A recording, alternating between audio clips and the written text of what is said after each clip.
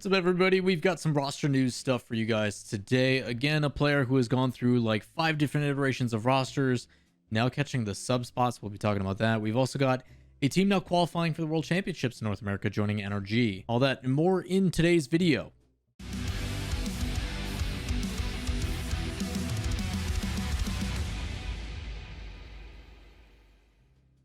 What's up, everybody? Lawler here, your inside source for all things Rocket League. As always, if you guys enjoy the content, thumbs up, subscribe, notifications, all that kind of stuff. And everything I talk about, links in the description down below. But primarily, a couple things that went down this weekend. Obviously, we had the North American Regional number 2. And with that came one of the teams that ends up qualifying. I'll end up doing a dedicated video to this probably in the future after everything kind of wraps up. But earlier on in the day for NA Regional 2, Team Envy proved that they were going to be into the quarterfinals and semifinals, and with that, have enough points to guarantee a world spot. NRG, we saw earlier in the week, already do that, but Envy has now joined the conversation. This has got to be a really good feeling for Envy. I've actually talked to their manager in regards to this before, about teams and stuff like that, and Envy's wanted to get back into the scene for quite a while, but wasn't sure on who to go with and what they were going to do. So a lot of the emphasis I told them was, hey, Ghost Gaming is releasing their roster due to financial stuff with the pandemic, and this team has a lot of potential. They ended up going with that, and then the stuff with Turbo Pulsa leaving NRG, they pick up Turbo, and now they're on a run. So their organization obviously extremely happy with the way that results and stuff have gone for the World Championship, and really hoping that we do get to see it. It would have been a home field advantage, obviously, for Envy if they got to play in Season 9. Unfortunately, that is not the case due to the fact that Season 9 never happened, which is really unfortunate being in Dallas. So really hoping for a Season 10. I know a lot of us are pushing for it, but congrats to Team Envy on making the qualifications. A lot of hard work and determination, and a lot of things being proven with this roster. Primarily, I think, for Mist, who wanted to take a more offensive approach to a team and just haven't been able to really put it together. Turbo comes in to win my tournament in the Brawl 10K, and since then have been arguably one of the top 4 teams in North America ever since. So really good consistency for this team. I'm still a firm believer that this team on LAN would do very, very well, as long as nerves and stuff don't get in the way for some of the newer players. But with having Turbo on that team, that's not a team you can ever really count out. So again, final congratulations to Team Envy. Congrats on the victory, and more importantly, congrats on making it into the World Championship if it does happen. The big news that we're going to be talking about today, though, has to do with Team Singularity. If you guys did not see, Team Singularity put out a tweet regarding their Rocket League roster update and an article that went along with it. In this article, it talks about how they are going to be announcing a roster switch. After some consistency problems with Rocket League team, we decided to play the remaining of RLCS X Spring Split with Rehzzy, their sub, and therefore Scrub Killa is taking the position. The Rocket League team update overview then showcases all the players involved: Breezy and Hibbs as their starters, Scrub as the sub, Rehzzy as the new starter, and then they still have Marky Duda as coach and Vel as their team manager. They then also have quotes alongside this from the players and how they feel about it. Rehzzy talking about how he's excited for the opportunity to be a starter and getting to play with Breezy and Hibbs. You've also got Breezy talking about results and consistency were lacking, and even though it got to the point where they all knew something was needed to be changed, the raw talent of Rehzzy is something that we couldn't look past, and that he should give us a spark of life near the end of the season. And worst case scenario, with where they are in placements, it doesn't really hurt to try out a new player anyway. If the other two feel kind of like Scrub's the odd one out and they kind of mesh and vibe better with Rehzzy, and there's potential that during scrims and practice they tried all 3 iterations of the roster, and this is the one that went the best.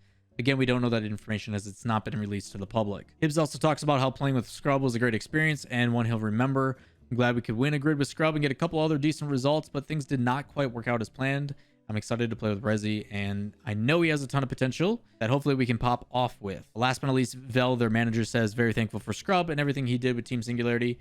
Helped Breezy and Hibbs get a lot of experience. Also very excited to watch Rehzzy play in a competitive environment on a big stage. Did an awesome job stepping in as a sub for the 4th day of the grid, and there's a lot of potential to be discovered. So it's looking like they've already made up their minds that Scrub is, yes, transitioning into sub and will not be coming back into the starting role.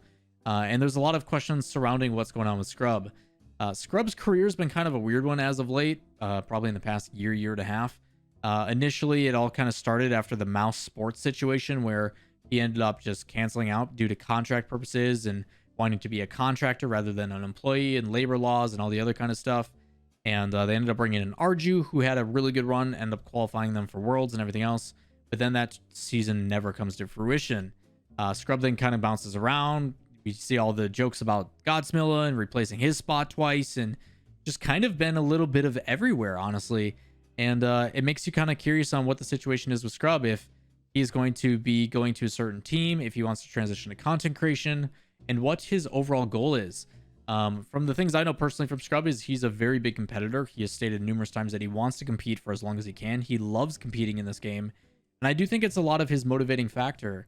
Whether that's changed over the time and whether, you know, kind of being on the lower end of the results changed that perspective, I don't know. But Scrub, I don't think has ever really had a hard time of balancing between professional play as well as content creation. I think he can still do both.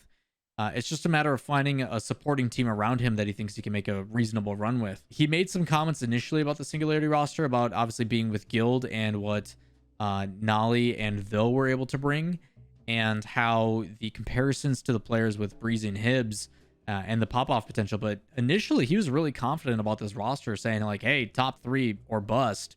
And that clearly has not happened. So I'm curious on what his perspective is. Maybe we'll try to sit down with Scrub if he's willing and kind of just pick his brain on the situation. Someone who does have their opinion, though, out in the public is Godsmilla. And I don't know if this is in particular about the Scrub Killa thing or not. I couldn't find the origin of this, but it does say that Godsmilla hints at Scrub Killa's potential future. It's on a Discord chat. Whether that is the case or not, and that's the direct question, but Godsmilla does plan that he's been wanting to do full-time content for ages now, so I wouldn't be surprised. Whether that is true or not, I do not know. Obviously, a lot of jokes in that thread on the subreddit talk about how Godsmill is wishful thinking and that he's coming for your spot again for the 3rd time and everything else, as Godsmill's team has had some interesting moments as well, up and down for the results. But again, I'm more so curious on what Scrub Killa's plan is and what he plans on be doing in the future. Ultimately, I still think Scrub is a pretty talented player, and you've seen what a different team can do for a lot of these players. Obviously, the most notable one is you look at Extra and his change from AS Monaco to BDS, and what having different players and different kind of mentalities and personalities and stuff surrounding you can really do. So I'm curious on if there's those opportunities available. I don't think Scrub should ever consider just going only to content right now. There's going to be like pure chaos when it comes to the off season.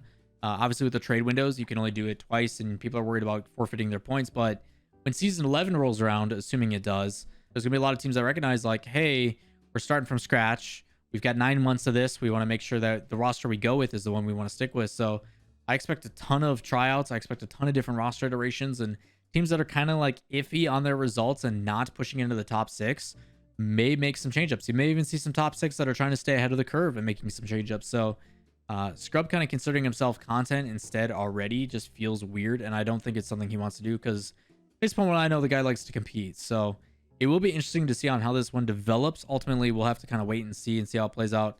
And I will try to reach out to Scrub and see if he wants to sit down for like a rocket talk and kind of just shoot the and see what he's been up to. So yeah, gonna be an interesting one to see how this plays out. That is gonna wrap it up for this video for your Rocket League news. Pretty straightforward today. Recap obviously yesterday of the NA Regional 2. Make sure you go and check that one out. Another long broadcast.